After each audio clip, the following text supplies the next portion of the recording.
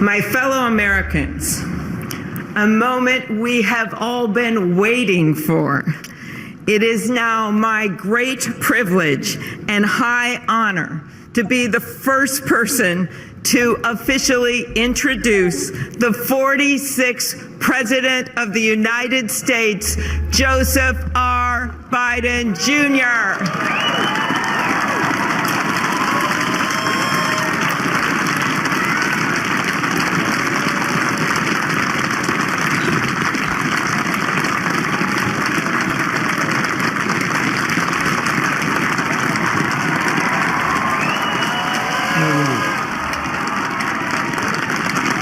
Chief Justice Roberts, Vice President Harris,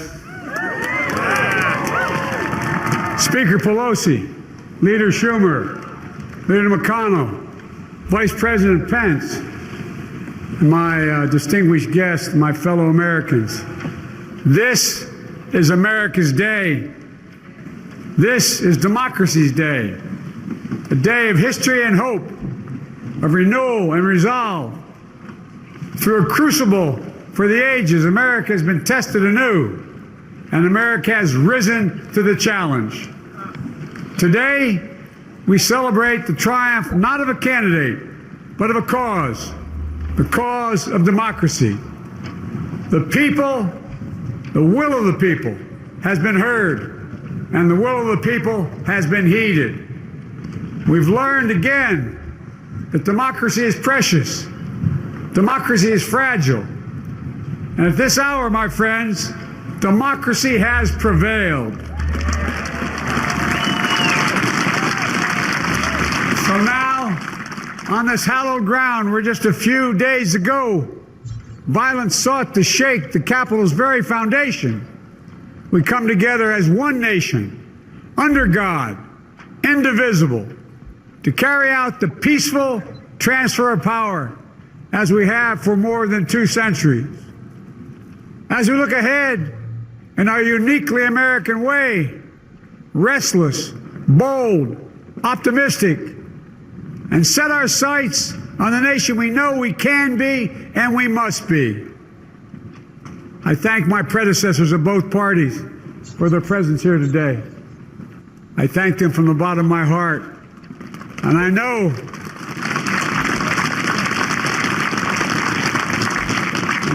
the resilience of our Constitution and the strength of our nation, as does President Carter, who I spoke with last night, who cannot be with us today, but whom we salute for his lifetime in service.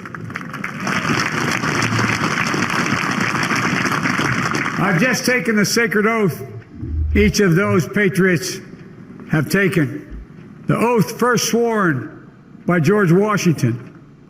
But the American story depends not on any one of us, not on some of us, but on all of us, on we the people who seek a more perfect union. This is a great nation. We are good people.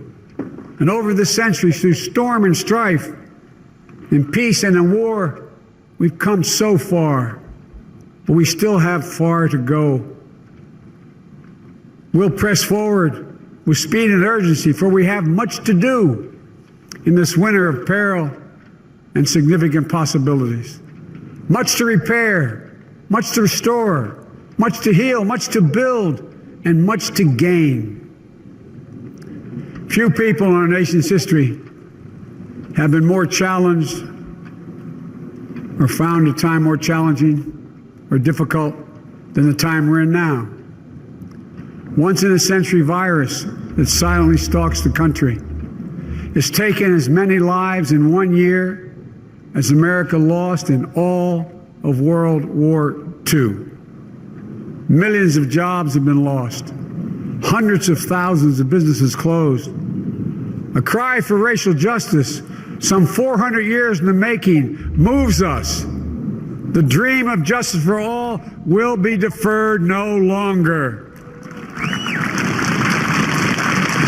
A cry for survival comes from the planet itself. A cry that can't be any more desperate or any more clear. And now, a rise of political extremism, white supremacy, domestic terrorism that we must confront and we will defeat.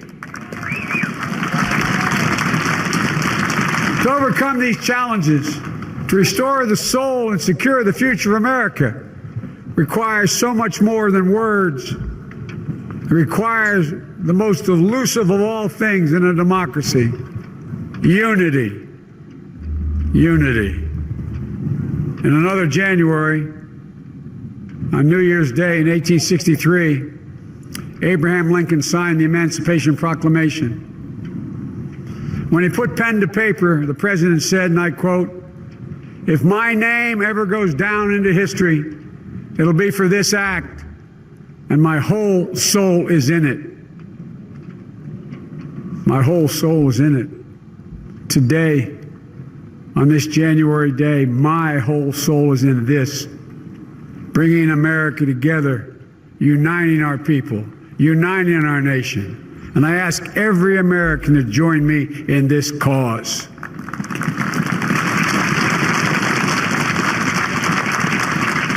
Uniting to fight the foes we face: anger, resentment and hatred, extremism, lawlessness, violence, disease, joblessness, and hopelessness.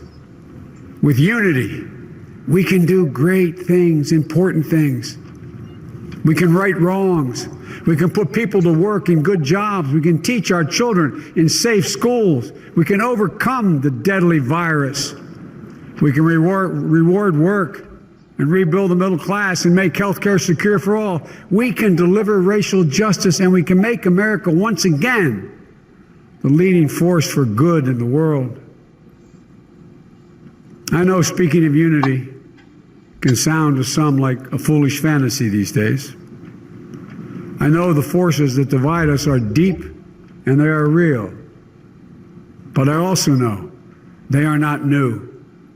Our history has been a constant struggle between the American ideal that we're all are created equal and the harsh, ugly reality that racism, nativism, fear, demonization have long torn us apart.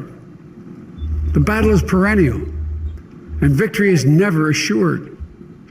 Through Civil War, the Great Depression, World War, 9/11, through struggle, sacrifice, and setbacks, our better angels have always prevailed. In each of these moments, enough of us have come together to carry all of us forward. And we can do that now. History, faith, and reason show the way of unity.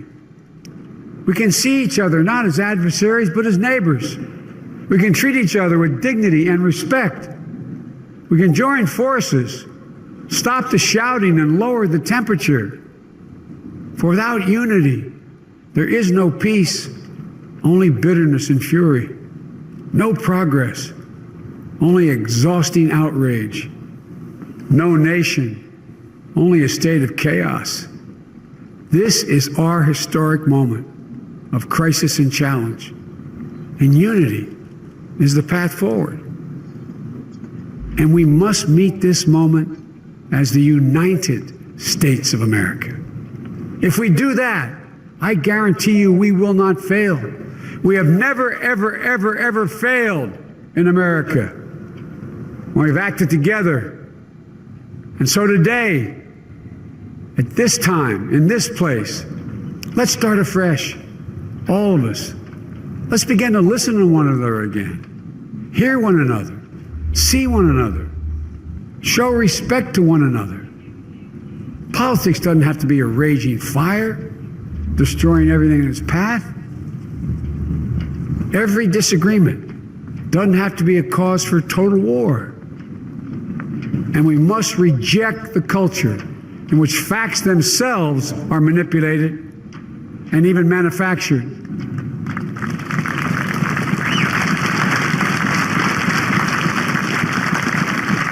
My fellow Americans, we have to be different than this. America has to be better than this. And I believe America is so much better than this. Just look around. Here we stand in the shadow of the Capitol Dome, as was mentioned earlier, completed amid the Civil War, when the Union itself was literally. Here we stand, looking out on the Great Mall, where Dr. King spoke of his dream. Here we stand, where 108 years ago, at another inaugural, thousands of protesters tried to block brave women marching for the right to vote. And today, we mark the swearing in of the first woman in American history elected to national office, Vice President Kamala Harris. Don't tell me things can't change. Here we stand, across the Potomac from Arlington Cemetery, where heroes who gave the last full measure of devotion rest in eternal peace. And here we stand, just days after a riotous mob thought they could use violence to silence the will of the people, to stop the work of our democracy, to drive us from this sacred ground. We can do this if we open our souls instead of hardening our hearts, if we show a little tolerance and humility, and if we're willing to stand in the other person's shoes, as my mom would say, just for a moment, stand in their shoes. Because here's the thing about life. There's no accounting for what fate will deal you. Some days, when you need a hand. There are other days when we're called to lend a hand. That's how it has to be. That's what we do for one another. And if we are this way, our country will be stronger, more prosperous, more ready for the future. And we can still disagree. My fellow Americans, in the work ahead of us, we're going to need each other. We need all our strength to persevere through this dark winter. We're entering what may be the toughest and deadliest period of the virus. We must set aside politics and finally face this pandemic as one nation. One nation. And I promise you this, as the Bible says, weeping may endure for a night, but joy cometh in the morning. We will get through this together. Together. Look, folks, all my colleagues I serve with in the House and the Senate up here, we all understand the world is watching all of us today. So here's my message to those beyond our borders. America has been tested, and we've come out stronger for it. We will repair our alliances and engage with the world once again. Not to meet yesterday's challenges, but today's and tomorrow's challenges. And we'll lead not merely by the example of our power, but by the power of our example.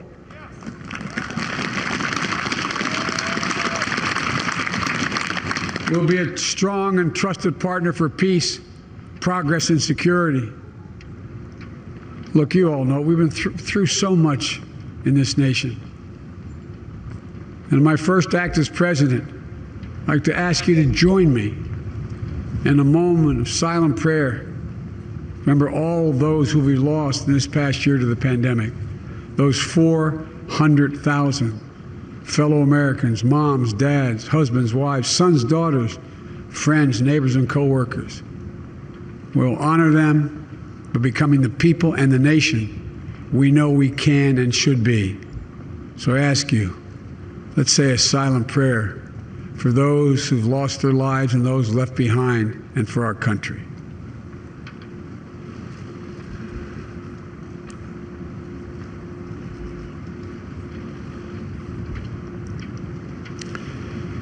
Amen.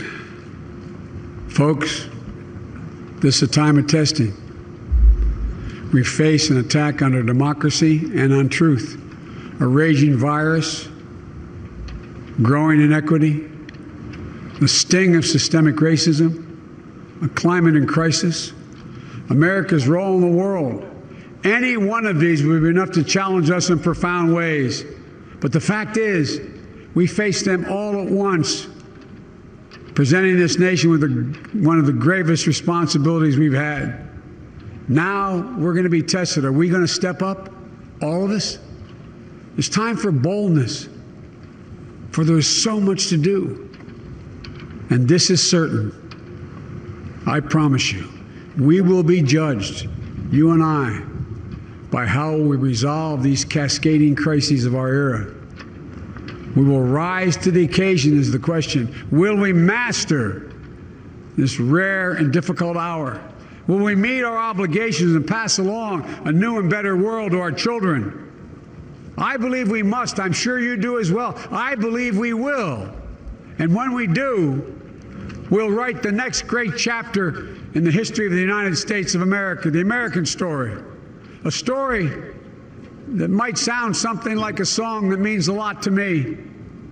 It's called American Anthem. There's one verse that stands out, at least for me, and it goes like this. The work and prayers of century have brought us to this day.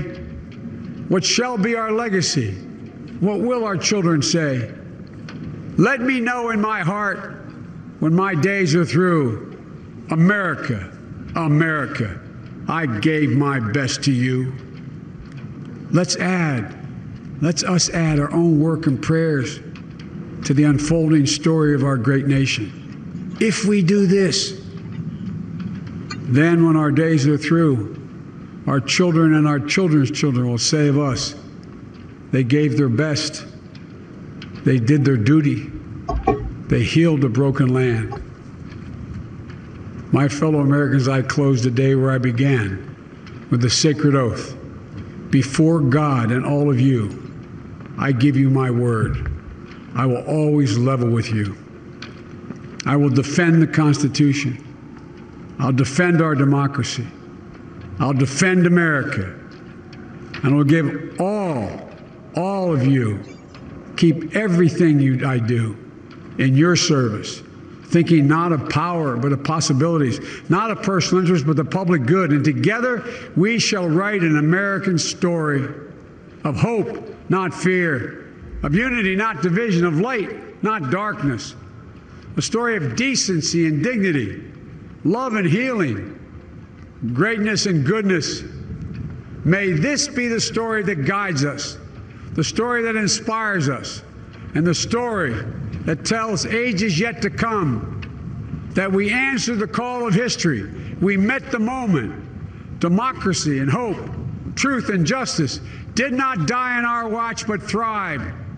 That America secured liberty at home and stood once again as a beacon to the world. That is what we owe our forebears, one another, and generation to follow. So, with purpose and resolve, we turn to those tasks of our time, sustained by faith, driven by conviction, and devoted to one another and the country we love with all our hearts. May God bless America, and may God protect our troops. Thank you, America.